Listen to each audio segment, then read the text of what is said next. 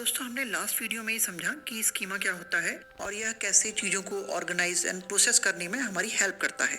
आप स्कीमा के बारे में ऊपर दिए गए आई कार्ड पर क्लिक करके डिटेल में वीडियो देख सकते हैं।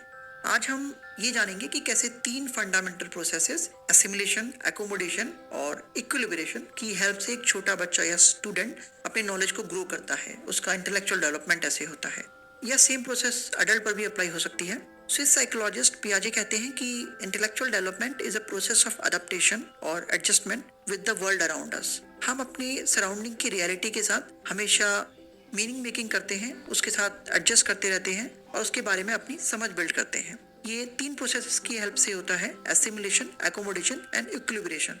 ये तीनों प्रोसेसेस हमारे long term knowledge building process को शेप करती हैं। चलिए इन प्रोसेसेस को एक एक करके समझते हैं। पहले एसिमिलेशन और एकोमोडेशन की बात करते हैं एंड फाइनली हम इक्विलिब्रेशन की बात करेंगे। सो एसिमिलेशन क्या है? हमारे पहले से बने हुए स्कीमा में अगर कोई हम नई इंफॉर्मेशन ऐड करते हैं और एग्जिस्टिंग स्कीमा में अगर हमें कोई सिग्निफिकेंट मॉडिफिकेशन नहीं करना पड़ता है तो इस प्रोसेस को एसिमिलेशन कहा जाता है।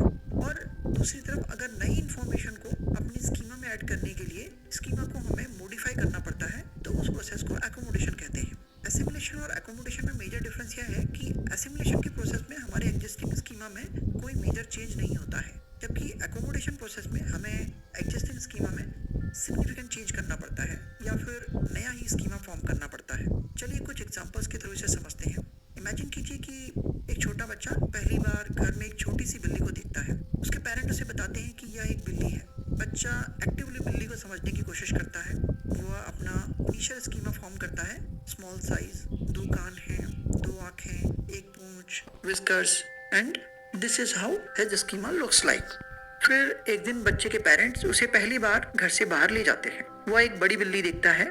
बच्चे के स्कीमा में इतने बड़े साइज की बिल्ली कभी नहीं थी। एक तरह का उसके माइंड में डिसइक्विलिब्रियम क्रिएट होता है। फिर उसके पेरेंट्स से बताते हैं कि यह भी एक बिल्ली ही है, वह बड़े साइज की भी हो सकती है। एसिमिलेशन प्रोसेस स्टार्ट होती है। वह बिल्ली के अपने स्कीमा में एक और इन्फॉर्मेशन ऐड करता है कि बिल्ली बड़े साइज की भी होती है।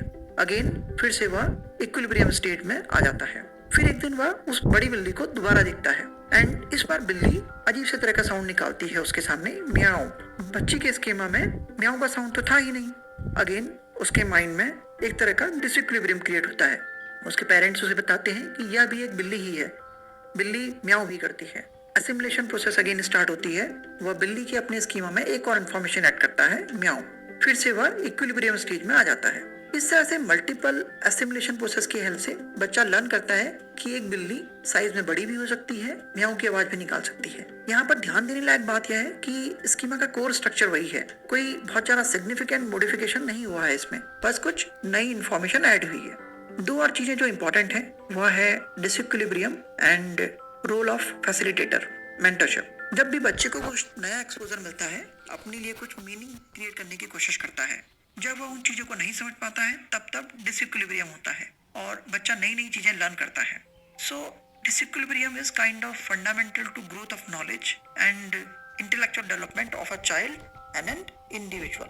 दूसरा है रोल ऑफ फैसिलिटेटर। जब जब बच्चे के माइंड में डिसइक्विलिब्रियम होता है, उसके पेरेंट उसको गाइड करते हैं एक फैसिलिटेटर का रोल प्ले करके। एक टीचर और एडल्ट का रोल भी यही है अपने स्टूडेंट या मेंटी के लिए कि वह एक फैसिलिटेटर का रोल प्ले करे उसके इंटेलेक्चुअल ग्रोथ के लिए।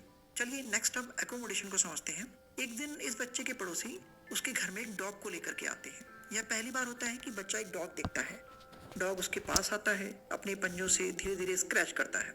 बच्चा उसको देख करके अपने बिल्ली के स्कीमा को रीएक्टिवेट करता है। चेक करता है तो देखता है कि इसके भी दो कान हैं, दो आंखें, एक पूंछ, विस्कर, बड़ा साइज एक्सेट्रा है। क्योंकि यह उसके स्कीमा में बिल्कुल फिट आता है तो बच्चा उसको देखकर कहता है बिल्ली, जो कि गलत है। और अचानक ही डॉग भौंकना शुरू करता है, वाव वाव।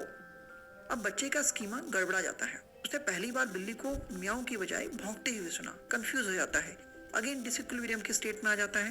बच्चे के पेरेंट उसे फिर से फीडबैक देते हैं कि दिस इज अ डॉग और डॉग बार्क करते हैं। यह जानकर बच्चा उस इंफॉर्मेशन की हेल्प से एक नया ही स्कीमा फॉर्म करता है डॉग के लिए: small size, 2 ears, 2 eyes, 1 tail, whiskers and barking का साउंड। और फाइनली इक्विलिब्रियम की स्टेज में आ जाता है। This process is called accommodation. क्योंकि यहाँ पर एग्जिस्टिंग स्कीमा बच्चे को डॉग के कंसेप्ट को नहीं समझा पा रहा है, और बच्चा डॉग को समझने के लिए नया स्कीमा फॉर्म करता है। पियाजे एक्सप्लेन्स दैट बच्चा हमेशा ही नई इंफॉर्मेशन को अपने एग्जिस्टिंग स्कीमा के साथ एसिमुलेशन और अकोमोडेशन प्रोसेस की हेल्प से फिट करता है। इन दोनों प्रोसेस में बैलेंस बनाकर चलता है, विच इज कॉल्ड इक्विलिब्रेशन।